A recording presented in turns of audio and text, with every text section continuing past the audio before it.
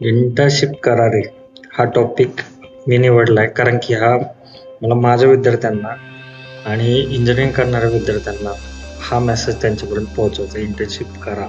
Internship केली तर खूप सारे ऑप्शन त्यांच्यासाठी ओपन राहतात.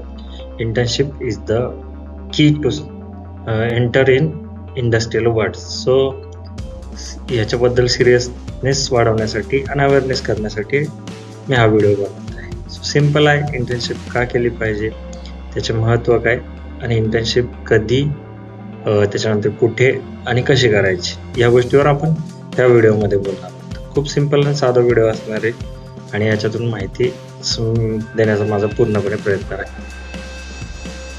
मग प्रत्यक्षात इंडस्ट्रीमध्ये जाऊन कामाचा अनुभव घेणे, म्हणजे कॉलेजमध्ये थिअरी शिकली पण कंपनीमध्ये जाऊन ती प्रत्यक्षात कशी वापरतात हे शिकणे म्हणजे इंटर्नशिप. इंटर्नशिपची सोपी व्याख्या करता येईल की इंटर्नशिपमध्ये रिअल लाईफ काम शिकण्याची संधी. इथे तुम्ही कंपनीत जाऊन त्यांच्यासोबत 1 महिना 2 महिने किंवा काही आठवड्यात काम करता, ऑब्झर्व करता आणि कसं काम चालतं ते प्रॅक्टिकली शिकता. त्यामुळे इंटर्नशिपमध्ये काय होतं, कंपनी तुम्हाला शिकवते, सिनियर कडून तुम्ही शिकता, तुम्ही टूल्स आणि सॉफ्टवेअर वापरता, त्याचबरोबर रिअल प्रोजेक्ट्सवर काम करता, तिथला प्रोफेशनल असतात ते तुम्हाला एन्व्हायरमेंट समजून देतात. ही इंटर्नशिपची मेन व्याख्या झाली. इंटर्नशिपमध्ये तुम्हाला रिअल लाईफ इंडस्ट्री अनुभव मिळतो, जो की तुम्हाला ॲट द टाइम शिकता शिकता खूप महत्त्वाचा असतो. इंटर्नशिप का करावी, तर पहिली गोष्ट रिझ्यूम स्ट्रॉंग होतो, इंटरव्ह्यूमध्ये इम्प्रेशन चांगलं पडतं, स्किल वाढतं, स्किलची क्लॅरिटी मिळते आणि प्लेसमेंटचे चान्सेस वाढतात. आणि इंटर्नशिपचा ह्याच्यापेक्षाही सगळ्यात चांगला महत्त्वाचा उद्देश म्हणजे तुम्ही जे काही शिकता ते प्रॅक्टिकली शिकण्याची तुम्हाला एक चान्स मिळतो. त्याचबरोबर तुम्हाला त्या एन्व्हायरमेंटमध्ये काम करण्याची संधी मिळते, ज्या एन्व्हायरमेंटमध्ये तुम्ही काही वर्षात जाणार आहात, तिथे जाऊन वर्क करणार आहात. त्याची पूर्वतयारी म्हणा, तिथल्या सर्व गोष्टी समजून घेण्याची एक संधी तुम्हाला इंटर्नशिपच्या माध्यमातून मिळते. त्यामुळे रिझ्यूम स्ट्रॉंग होणे हे त्याच्यातलं चांगली गोष्ट आहे. इंटरव्ह्यू पास करतानाही त्याचा फायदा होतो आणि स्किलची पण क्लॅरिटी तुम्हाला मिळून जाते आणि प्लेसमेंटचे चान्सेस इंटर्नशिपद्वारे वाढतात. हे सर्वांना आता माहितीच झालेलं आहे. इंटर्नशिप कधी करावी, आता हा प्रश्न थोडासा डिफिकल्ट वाटतो, कारण की काय रूल्स आहेत, रेग्युलेशन आहेत कॉलेजचे, युनिव्हर्सिटीचे. त्याच्यामध्ये सेकंड इयरला जरी आपण म्हणलं बेसिक इंटर्नशिप स्टार्ट करावी, पण कॉलेज सांभाळता सेकंड इयरला इंटर्नशिप करणं थोडंसं अवघड जातं. कॉलेज परमिशन देत नाहीत. पण ऑनलाईन वगैरे इंटर्नशिप जर मिळाली, ती बेसिक इंटर्नशिप मुलांनी सेकंड इयरला करणे गरजेचं आहे. थर्ड इयरला ते टेक्निकल इंटर्नशिप करू शकतात. थर्ड इयरला SPPUमध्ये तरी आत्ताच्या 2019च्या सिलेबसनुसार कंपल्सरी 1 ते 1.5 महिना इंटर्नशिप कंपल्सरी केलेलं आहे. त्यामध्येही मुलं ती करू शकतात. ही टेक्निकल इंटर्नशिप असेल आणि त्याचं सर्टिफिकेट्स वगैरे नंतर मुलांकडून येतातच. फायनल इयरला मात्र रिअल इंडस्ट्री इंटर्नशिप करणं खूप गरजेचं आहे, जिथे तुम्ही पूर्ण वेळ देऊन कॉलेज सांभाळून आपला इंटर्नशिप करणं गरजेचं आहे. त्याच्यामुळे फायनल इयरला केली जाणारी इंटर्नशिप ही थर्ड इयरच्या 1-1.5 महिन्याच्या इंटर्नशिपपेक्षाही खूप महत्त्वाची ठरते, कारण हे तुम्हाला रिअल लाईफ इंडस्ट्रीचा अनुभव देते.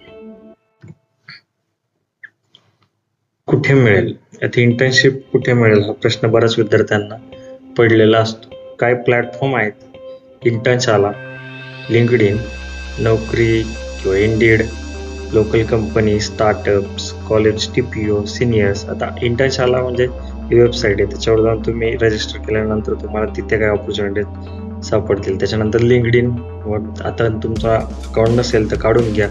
लिंक्डइनवर पण बरेच लोक इंटर्नशिपच्या शोधात असतात. बरेच कंपन्यांना आता इंटर्नची गरज असते.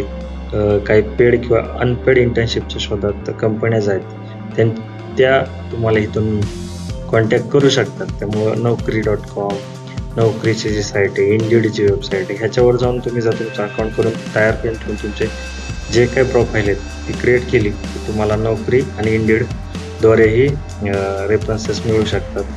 त्याच्यानंतर जर ह्यात ऑनलाईन सहाय्याने नाही मिळाली तर तुम्हाला व्हिजिटद्वारे लोकल कंपनीज असतील, स्टार्टअप असतील, तिथे जाऊन स्वतः जर चौकशी केली तर तिथे मिळण्याचे चान्सेस खूप आहेत. आणि शेवटचा मार्ग म्हणजे तुमचे सिनियर्स असतील, ते जिथे इंटर्नशिप करतायत किंवा जिथे वर्क करतायत त्यांच्या थ्रू तुम्ही इंटर्नशिपसाठी माहिती घेऊ शकता आणि कॉलेजच्या TPOशी संपर्क साधून आपले इंटर्नशिप मिळवू शकता.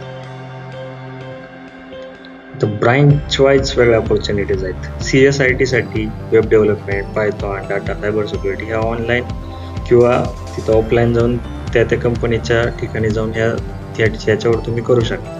हे त्यांचे मेन जे फोकस्ड आहेत, जे तुम्हाला उद्या कंपनीसाठी रेडी बनवतात. त्यासाठी web development, Python, data, cyber security ह्या 3-4 ज्या स्किल्स असतील किंवा ज्याच्यावर ॲक्च्युअल वर्किंग करण्याची गरज आहे अशावर तुम्ही जाऊन काम करू शकता.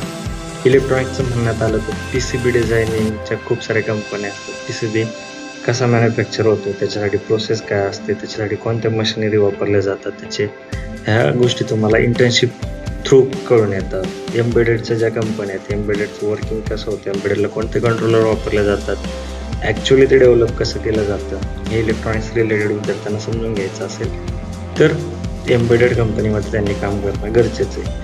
IoT he Naveen technology, internet of things ज्याला आपण म्हणतो, ह्याचीही माहिती तुम्हाला इंटर्नशिप केल्यानंतर येते. या 3 क्षेत्रामध्ये इलेक्ट्रॉनिक्सचे विद्यार्थी PCB, एम्बेडेड आणि IoT हे 3 पॉईंट्स घेऊन काम करू शकतात. तर मेकॅनिकल, CAD, QC, मेंटेनन्स ह्यामध्ये ट्राय करू शकतात, ज्याचा फायदा त्यांना उद्या at the time of Varkala होऊ शकतो. त्यामुळे CAD, क्वालिटी चेकिंग आणि मेंटेनन्स या 3 गोष्टीवर त्यांनी लक्ष द्यावं. सिव्हिलवाल्यांनी साईट, सर्वेइंग, AutoCAD ह्या 3 मध्ये इंटर्नशिप करणं फायदेशीर ठरतं. साईटवर जाऊन ते करू शकतात, सर्वेच्या पण करू शकतात आणि AutoCAD सॉफ्टवेअर रिलेटेड त्यांचे इंटर्नशिप त्यांना फायदेशीर ठरतं. इंटर्नशिप कशी मिळवावी?